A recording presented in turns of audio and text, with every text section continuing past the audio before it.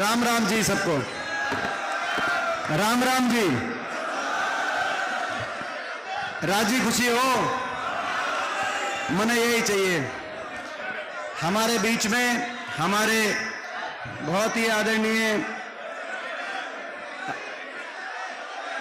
हमारे नेता चौधरी भूपेंद्र सिंह हुड्डा जी, हमारे बहुत ही आदरणीय हरियाणा प्रदेश कांग्रेस कमेटी के लोकप्रिय अध्यक्ष जो हमारे बीच में पहुंचे हैं, हम सब मिलकर उनका बहुत बहुत स्वागत करते हैं कि हमारे मुहिम में आज वो इस जन आक्रोश रैली में हमारे बीच में आए हैं। हमारे आदरणीय चौधरी उदय भान जी, हमारे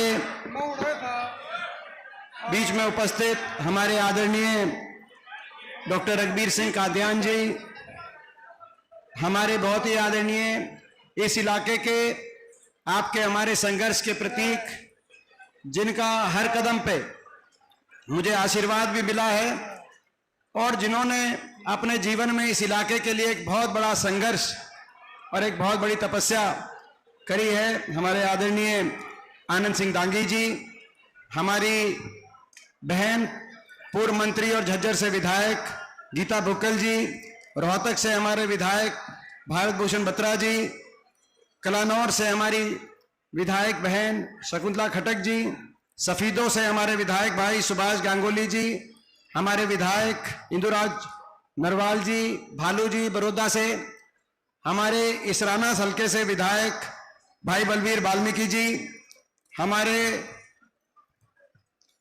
आज के हमारे प्रोग्राम के लिए जिन्होंने दिन रात मेहनत करके और आज के कार्यक्रम को ये सफल रूप जो यहाँ दिखाई दे रहा है, इस सफल रूप के पीछे आज ये जो रिकॉर्ड तोड़ सभा यहाँ दिखाई दे रही है, इसके पीछे जिनकी मेहनत है, जिनका तप है, जिनका परिश्रम है, मेरे भाई बलराम दांगी जी, जिनको मैं बहुत बहुत अपनी तरफ से शुभकामनाएं और बधाई देता हूं कि आज हमारी पूर्व मंत्री सुभाष गोयल जी, पूर्व विधायक चौधरी संत कुमार जी, आदरणीय प्रोफेसर वीरेंद्र सिंह जी, पूर्व विधायक प्रोफेसर राम भगत जी, पूर्व विधायक सुखबीर फरमाना जी, पूर्व विधायक परमिंदर ढुल जी, हमारे आदरणीय चक्रवर्ती शर्मा जी, सम्मानित मंच हमारे IAS पूर्व IAS चंद्र प्रकाश जांगड़ा जी, हमारे मंच फासीन प्रेमत्री जी, बहुत से साथी, मैं एक का नाम नहीं ले पा रहा, सभी पिता तुल्य बुजुर्ग नौजवान साथी मातृशक्ति, आप लोग बहुत देर से यहां बैठे हैं और मैं समझता हूं आज चुनाव के बिगुल बजने के बाद ये पहली सभा है। और सभा क्या है? जन आक्रोश रैली की तिथि का निर्धारण किया गया था, जैसे बलराम ने बताया, जन आक्रोश रैली जो कांग्रेस पार्टी की प्रदेश के कोने कोने में चल रही, लेकिन ये जन आक्रोश रैली नहीं है, ये आज चुनाव के बिगुल बजने के बाद लोकसभा चुनाव की भी और हरियाणा की राजनीति में परिवर्तन की नींव रखने का काम आज आपने यहां पर आके किया, मैं कहना चाहता हूं।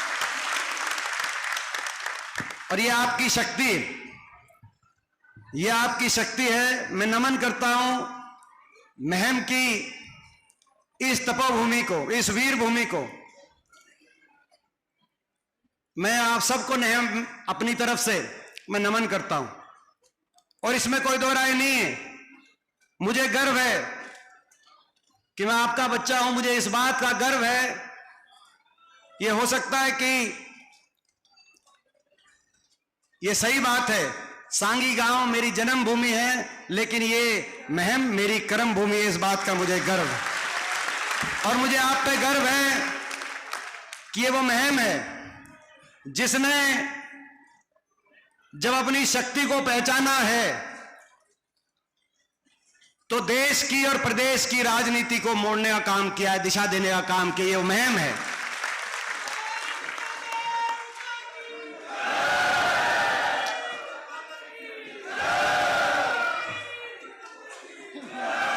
चाहे वो 90 की बात हो, जब आपने देश की राजनीति को दिशा दी, और चाहे वो 91 का चुनाव हो, लोकसभा का चुनाव, जिसमें महम की जब लीड आई थी तो ऐसी लीड आई थी, ऐसी नींव आपने रखी कि आने वाले समय में हरियाणा के अंदर परिवर्तन हुआ। चौधरी उपेंद्र सिंह हुड्डा जी के माध्यम से हरियाणा आगे बढ़ा, आपकी सरकार बनी, आपके स्वाभिमान की जीत हुई। उसकी नींव भी अगर रखी गई थी तो 91, 90 और 91 देश की और प्रदेश की राजनीति को दिशा देने का काम आपने किया था। आज मैं कहना चाहता हूं, आपको मैं याद दिलाना चाहता हूं, आपको अपनी शक्ति का एहसास कराना चाहता हूं, और मैं ये आपसे उम्मीद रखता हूं, आपसे भरोसा रखता हूं कि जैसे तब बीबीसी से खबर आती थी, सारे अखबारों में खबर छपती थी कि महम ने दिशा दे दी, ये आज आपकी शक्ति है। 25 मई को वोट पड़ेगी और जब जून में गिनती हो तो ये मैं आपसे उम्मीद और भरोसा रखता हूं कि खबर आएगी। अकेले एक हलके में महम ने सबसे ज्यादा साथ देने का काम किया, ये आपने किया। ये शक्ति है आपके पास। आप इस शक्ति को अगर पहचान गए तो लोकसभा चुनाव में जीत से और हरियाणा में बदलाव से कोई ताकत नहीं रुक पाएगी, अगर आप अपनी शक्ति को पहचान लें। आज हरियाणा में बदलाव क्यों जरूरी है? क्योंकि 10 साल की ये सरकार आपने देख ली, बीजेपी की सरकार, खट्टर दुष्यंत सरकार, 10 साल से इस सरकार ने हरियाणा को विकास की पटरी से उतारने का काम किया। जो प्रदेश देश में 2014 से पहले, जब आपकी सरकार कांग्रेस पार्टी की सरकार थी, हुड्डा साहब के नेतृत्व में जो प्रदेश देश में विकास में सबसे आगे माना जाता था, प्रति व्यक्ति आय, प्रति व्यक्ति निवेश, खिलाड़ियों के सम्मान, आपसी भाईचारे, आपसी खुशहाली, अमन चैन शांति में, किसान की और गरीब की हितकारी नीतियों में, विकास दर में देश में नंबर 1 पे हरियाणा था। सबसे आगे के राज्यों में हमारी गिनती होती थी। 14 में भाजपा को मौका मिला, आपने सोचा शायद अच्छे दिन ये लाइन, अच्छे दिनों का नारा है, लेकिन आज 10 साल के बाद वही प्रदेश विकास में तो 17वें नंबर पे पहुंच गया, लेकिन देश में बेरोजगारी में आज नंबर 1 बना दिया। हर घर में एक नौजवान पढ़ा लिखा, बेरोजगारों की फौज हरियाणा के अंदर। दिल्ली के 3 तरफ बसा हुआ हरियाणा, जो रोजगार में सबसे आगे होना चाहिए था, जो बेरोजगारी में देश में नंबर 1, महंगाई में देश में नंबर 1, कानून व्यवस्था की विफलता में नंबर 1, हर वर्ग पे अत्याचार में देश में नंबर 1, सरकार के अहंकार में देश में नंबर 1। कोई एक प्रदेश का ऐसा उदाहरण नहीं मिलता जहां सरकार से अपने जायज हकों के लिए हर वर्ग को सड़क पे आना पड़ा हो और हर वर्ग का तिरस्कार सरकार ने किया हो।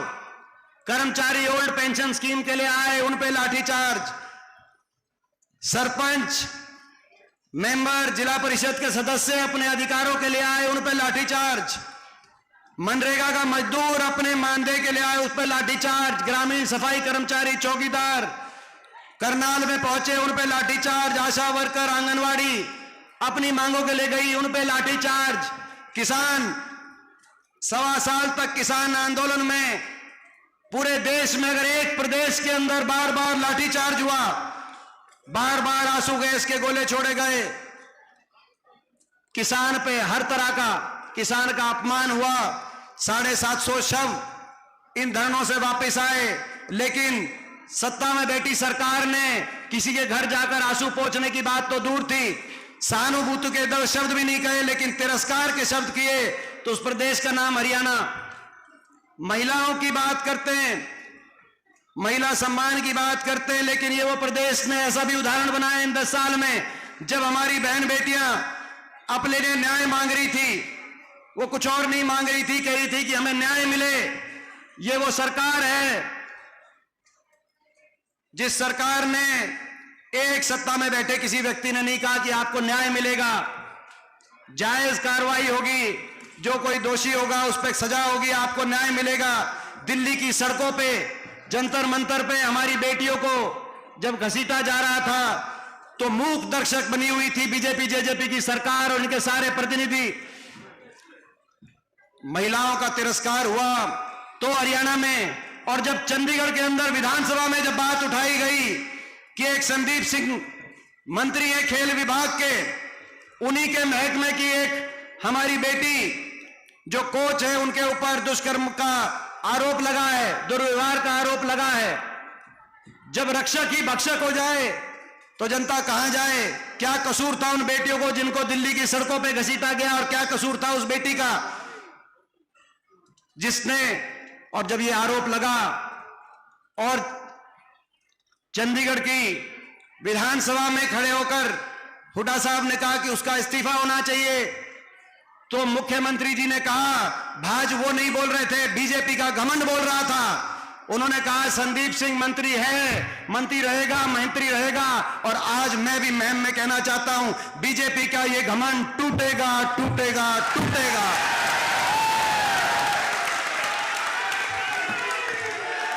ये घमंड टूटेगा। हर वर्ग का तिरस्कार किया, हरियाणा को विकास की पटरी से उतार दिया, गरीब सारी योजनाएं बंद कर दी। मैं पूछना चाहता हूं आपसे, किसी गांव में कोई प्लॉट मिला हो गरीब आदमी को, कोई मकान आया हो गरीब आदमी का? कार्ड कट गए, कार्ड बने भी तो राशन आया नहीं। गरीब आदमी के का तिरस्कार, नौजवान का तिरस्कार। नारा था पहचान हरियाणा की बदलने की बात करी इन्होंने। हरियाणा की पहचान थी जय जवान जय किसान, लाल बहादुर शास्त्री जी का वो नारा जिसकी गूंज हरियाणा के गांव गांव कोने कोने में सुनाई देती थी। ना तो जय किसान छोड़ा, किसान आंदोलन में इतना बड़ा तिरस्कार कैसे भूल जाए उन 750 एक एक परिवार के पास। परिवार के घर में मैं गया, किसी का बूढ़ा बाप था तो किसी का बेटा था, भालू बैठा है। जब पहला किसान वापस आया बॉर्डर से, बड़ौदा के गांव में 3-3 बेटियां थी। बड़ौदा गांव का एक ऐसा किसान था, 3-3 बेटियां थी, 1 एकड़ 1 किले का जमींदार था। कैसे उनकी कैसे शिक्षा होगी, कैसे उनकी आगे ब्याह शादी होगी। धरने जब वापिस आए, जय जवान जय किसान था, ना तो जय किसान छोड़ा और ना जय जवान छोड़ा, अग्निपथ योजना ले आए। 4 साल में फौज से वापस बिना पेंशन के वापस आ जाओ। और उसके ऊपर तिरस्कार ऐसा कि भाजपा के राष्ट्रीय महासचिव का बयान आया कैलाश विजयवर्गीय का, जब हमने कहा कि 4 साल में बिना पेंशन के वापस आ जाएगा तो कहां रोजगार मिलेगा, तो कहा कि बीजेपी के बड़े आलीशान हम दफ्तर खोल रहे हैं, इन दफ्तरों के बाहर चौकीदार का काम करने के लिए काम आएगा। ये तिरस्कार, ये घमंड तोड़ने का समय आ गया। जय जवान जय किसान नारा बदल दिया, पहचान बदल दी। ना जय जवान छोड़ा, ना जय किसान छोड़ा। ऐसा मेरा हरियाणा था। दूसरा नारा था दूध दही का खाना, ऐसा था मेरा हरियाणा। अब नशे में नंबर 1 हरियाणा बन गया। खिलाड़ियों का तिरस्कार, न खेल की तरफ न फौज की तरफ। गांव के स्टेडियम जहां सुबह रेस के लिए, दंड बैठक करने के लिए जहां पर होड़ लगती थी वो खाली हो गए। वो कोचिंग सेंटर खाली हो गए जहां कोचिंग लेकर फौज में जाता था, सीआरपीएफ बेसे में जाता था। और हरियाणा के अंदर ना जय जवान छोड़ा, ना जय किसान छोड़ा और ना जय संविधान छोड़ा। संविधान भी नहीं छोड़ा। संविधान को कुचलने के लिए कदम बढ़ाए। संवैधानिक अधिकार हर वर्ग के छीनने का काम ये सरकार कर रही है। सरकारी पद समाप्त कर दिए गए। 18 लाख पद केंद्र सरकार के और 2 लाख पद हरियाणा सरकार के समाप्त कर दिए गए। और जो भर्ती हुई उनमें या तो हरियाणा के बाहर के कोई पक्की भर्ती हुई, और उसके बाद बचे कुछ ही जो नौकरी है वो कौशल निगम के माध्यम से कच्ची भर्ती, जैसे अग्निपथ के माध्यम से कच्ची भर्ती। नारा दे दिया। अभी एक बीजेपी के सांसद का बयान आया कर्नाटक से, जो लोकसभा में मेरे साथी रहे हैं और इस बार भी लोकसभा में हैं, आनंद हेगड़े। उनका बयान आया कि 400 पार का नारा इसीलिए दिया हमने कि हम संविधान को, बहुमत मिलते ही संविधान को हम तोड़ने का काम करेंगे। मैं उनको कहना चाहता हूं आप मेरे साथी रहे हो, आपको दोबारा मिलेंगे लोकसभा में, अगर मौका मिलेगा आपको मिलेंगे। ये संविधान हमारे देश के महापुरुषों ने बड़े पुरुषार्थ करके संविधान, देश की आजादी की लड़ाई लड़ी, संविधान की रचना हुई। ये वही संविधान है जिसमें बाबा साहब के नेतृत्व में संविधान, जिसमें मेरे स्वर्गीय दादाजी चौधरी रणबीर सिंह जी के भी दस्तखत हैं। आपको मैं चुनौती देता हूं, पूरी भाजपा को, इस संविधान को 1 इंच भी हम हिलने नहीं देंगे। मैं आज आपको चुनौती देना चाहता हूं भाजपा को। ना जय संविधान, ना जय जवान छोड़ा, ना जय किसान छोड़ा, ना जय संविधान छोड़ा, ना जय नौजवान छोड़ा। इसीलिए राज्यसभा में जब आपने देखा होगा अंतिम दिन, जब अंतिम भाषण अभी आखिरी 1 महीने पहले जब सदन हुआ, तो प्रधानमंत्री जी और सारी बीजेपी के सामने मैंने एक ही नारा दिया था। मैंने यही कहा था कि भाजपा वालों कान खोल के सुन लो, जय जवान, जय किसान, जय संविधान और जय नौजवान। मैं इस नारे की जीत होगी। तो आज इसकी लड़ाई है, हरियाणा को बचाने की भी लड़ाई है, और भाई संविधान को बचाने की लड़ाई, लोकतंत्र को बचाने की भी लड़ाई है। लोकतंत्र का कैसे गला घोटा जाता है, उसका नजारा आपके बेटे ने पिछले लोकसभा चुनाव में 2019 में अपनी आंखों से देख लिया था। आपने भी उसका नजारा चंडीगढ़ के मेयर के चुनाव में देख लिया होगा कि लोकतंत्र का गला कैसे घोटा जाता है। ये लोकतंत्र को भी बचाने की लड़ाई है।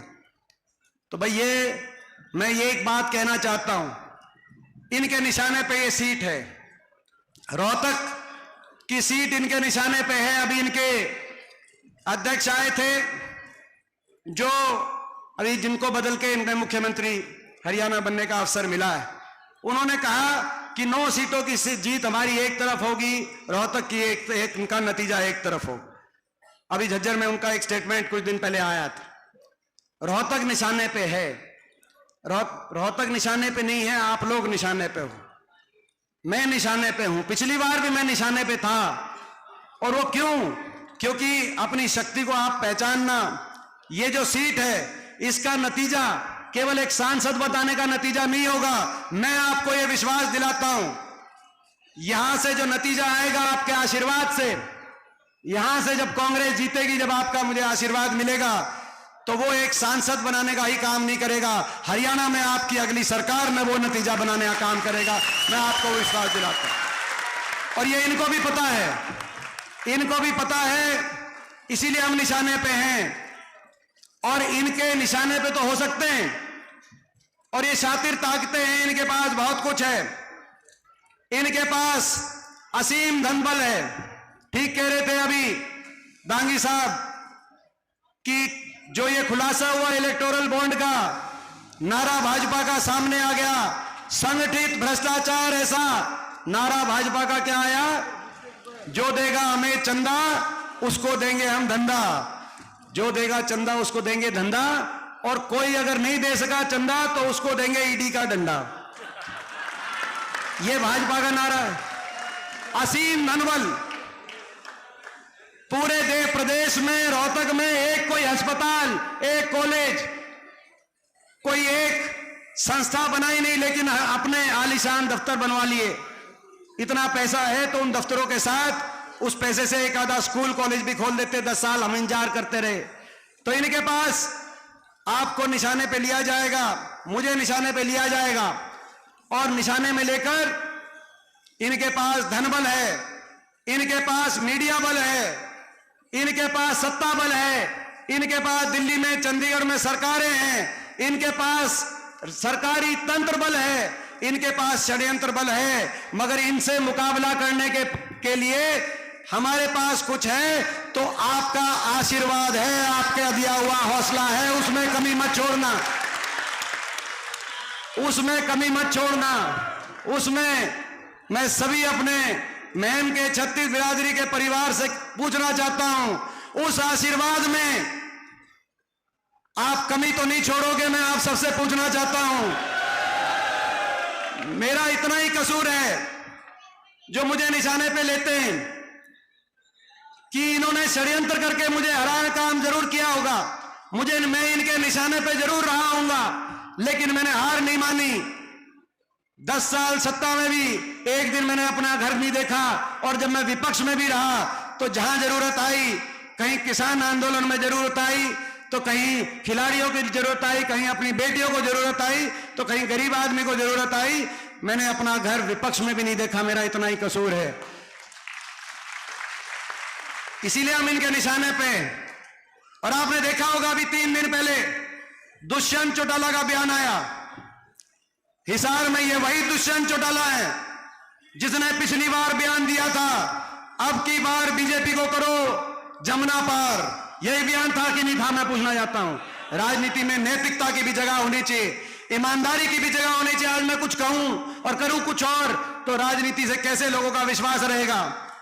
बीजेपी ने नारा दिया था, खट्टर साहब ने नारा दिया था, जिनको बदल दिया बीजेपी ने, अपनी विफलता का ठीकरा फोड़ दिया। केवल चेहरे बदलने से काम नहीं चलेगा। 10 साल तक भाजपा के अहंकार ने जो हरियाणा का इतना नुकसान कर दिया, लोग बदलेंगे। अब आप क्या बदलोगे भाजपा वालों? आप क्या चेहरे बदलोगे? अब हरियाणा के लोग सरकार बदलेंगे। मैं आपको कहना चाहता हूं, खट्टर साहब ने नारा दिया था पिछली बार, अब की बार बीजेपी जाएगी 75 पार। लेकिन पिछली बार ही लोग इतने दुखी थे भाजपा से कि बीजेपी को 40 पे रोक दिया, उस नारे की हवा निकाल दी। सारे मंत्री हार गए थे पिछली बार, 14 में से 12 मंत्री विधानसभा नहीं पहुंच पाए थे। इस बीच दुष्यंत ने नारा दिया, बीजेपी को करो जमुना पार। एक कहता था 75 पार, दूसरा कहता था जमुना पार। इलेक्शन का नतीजा आते ही दोनों बन गए थे पक्के यार, पक्के यार बन गए थे। और चंडीगढ़ में बना दी थी ऐसी भ्रष्ट सरकार, केवल भ्रष्टाचार, डबल इंजन से प्रदेश को लूटा। 5 साल कोई काम नहीं किया। जनता ने किया हाहाकार। हरियाणा का भट्टा बिठाने के बाद 5 साल के बाद, और आपको याद होगा जो हुआ, मुझे उसकी जानकारी 6 महीने पहले मिली थी। सिरसा की रैली में, आज से 4 महीने पहले लाखों लोग थे सिरसा में। सिरसा की रैली में मैंने ये कहा था, कांग्रेस पार्टी की रैली में लाखों लोगों के बीच में, लाखों लोग उस बात की गवाही देंगे। मैंने कह दिया था, इनमें अघोषित समझौता तोड़ने का हो गया है। इनका अगला समझौता है समझौता तोड़ने का। समझौता तोड़ेंगे और लोकसभा विधानसभा चुनाव में बीजेपी के इशारे पे बीजेपी इनेलो से और जजपा से कैंडिडेट खड़े करवाएगी, ताकि हरियाणा में जो परिवर्तन तय है उसको रोकने के लिए एक चक्रव्यूह रचा जाए। सिरसा के लोगों ने वो बात समझ ली थी और हाथ खड़े करके कहा था, उस चक्रव्यूह को तोड़ने का हम काम करेंगे। उस चक्रव्यूह को आपने भी देखा, और उसके बाद आपने देखा कि क्या बहाना लेके तोड़ा समझौता। कौन सा बहाना लेके तोड़ा इन्होंने? बहाना लिया, दुष्यंत चौटाला ने 3 दिन पहले कहा कि मुझे बुलाया जेपी नड्डा जी ने, भाजपा के राष्ट्रीय अध्यक्ष ने, और कहा कि हम रोहतक की सीट तुम्हारे लिए छोड़ रहे हैं। यही कहा कि रोहतक, यही कहा कि भाई दुष्यंत रोहतक की सीट आपके लिए छोड़ रहे हैं। और दुष्यंत ने कहा कि फिर हमने, जब ये बात आई तो दुष्यंत चौटाला ने वापस जाके कहा कि भाई हम अगर रोहतक की आप छोड़ते हो तो हम गठबंधन ही छोड़ते हैं। यही बात है ना, बोला हम गठबंधन छोड़ते हैं। मैं बताना चाहता हूं इनको, ये वो रोहतक है जिसने देश की राजनीति को दिशा देने का, प्रदेश की राजनीति को दिशा देने का काम किया है। बीजेपी रोहतक छोड़ रही है जेजेपी के लिए, और जेजेपी रोहतक के नाम से गठबंधन छोड़ रही है, मगर रोहतक के 36 बिरादरी के अपने लोगों के आशीर्वाद को दीपेंद्र आखिरी सांस तक नहीं छोड़ेगा। मैं कहना चाहता हूं इनसे, आखिरी सांस तक सत्ता आएगी जाएगी, सरकार होगी या विपक्ष होगा, लेकिन आखिरी सांस तक अपने किसी भाई के कुछ काम आ पाऊंगा तो अपनी जान लड़ा दूंगा। ये वो रोहतक है, इसको आप छोड़ने की बात कर रहे हैं। तो भाई लड़ाई लड़नी है, प्रदेश को बचाने की लड़ाई लड़ रही है। हरियाणा में दोबारा से विकास के उस दौर को लड़ाई लड़नी है। हरियाणा दोबारा से विकास का पहिया दोबारा घूमे। हरियाणा में जो हमारा एयरपोर्ट छिन गया, वहां एयरपोर्ट बने। जहां रेल कोच फैक्ट्री चली गई वहां रेल कोच फैक्ट्री आए। विकास, जो मेट्रो का आखिरी खंभा बहादुरगढ़ तक रुका हुआ है, वो मेट्रो आगे बढ़कर रोहतक तक पहुंचे। पूरे प्रदेश के कोने कोने में उसी रफ्तार से विकास हो, आपस में प्रेम प्यार खुशहाली भाईचारे के साथ हरियाणा देश में आगे जाए और ये इलाका भी खुशहाल हो। ये लड़ाई हमारी है और इस लड़ाई के लिए परिवर्तन हरियाणा में लाना होगा और उस परिवर्तन के लिए रोहतक लोकसभा सीट में आपका आशीर्वाद और आपका पूरा साथ। मैं आखिर में एक बात और कहना चाहता हूं, जोश के साथ होश अनुशासन से हमें ये चुनाव लड़ना है। कहीं मैं पहुंचूंगा, सबके पास नहीं पहुंच पाऊंगा, कहीं मैं पहुंचूंगा, कहीं आपको पहुंचना है। किसी के हाथ मैं जोड़ूंगा तो किसी के आपको जोड़ना है। मिलजुल के सबको साथ मिलकर ये चुनाव लड़ना है। इनके पास शक्तियां हो सकती हैं, मगर इनके पास जो शातिर नकारा शक्तियां हैं, हमारे पास सच्चाई की और अपनी मेहनत की हमारे पास ऐसी शक्ति है जिसका कोई काट इनके को नाम आज मिल रहा ना इनको मिलेगा। मैं आपसे पूछना चाहता हूं, इसमें 2 महीने का इलेक्शन हरियाणा से कितना ये डरे हुए हैं, आप अंदाजा लगाओ। चेहरे भी बदल दिए, सरकार भी बदल दी और चुनाव की तारीख भी बदल दी। हरियाणा का चुनाव कितना आखिर में करा रहे हैं। तो भाई 2 महीने का समय, इन 2 महीनों में मैं आपसे हाथ जोड़ के पूछना चाहता हूं, आपके इस बच्चे को इन 2 महीने में आप संभालोगे कि नहीं संभालोगे? मैं आपसे मैं आप सबका बहुत बहुत धन्यवाद करता हूं। और आज की जो भाई आज के चुनाव का बिगुल जो बजा यहां से महम से, उसकी सफल और इस रिकॉर्ड तोड़ जन आक्रोश रैली के लिए अपने भाई बलराम को विशेष तौर से मैं बहुत बहुत मुबारकबाद देना चाहता हूं। यहां आपकी जो मेहनत है मैं देख रहा हूं और आपका जो ये आशीर्वाद है जो आज आपने मुझे दिया है, मैं आखिर में यही विश्वास दिलाते हुए ये आशीर्वाद रंग लेके आएगा। आपके नतीजे की गूंज दिल्ली भी जाएगी और चंडीगढ़ में ये आशीर्वाद आपकी सरकार लेके आएगा। आपका बहुत बहुत धन्यवाद।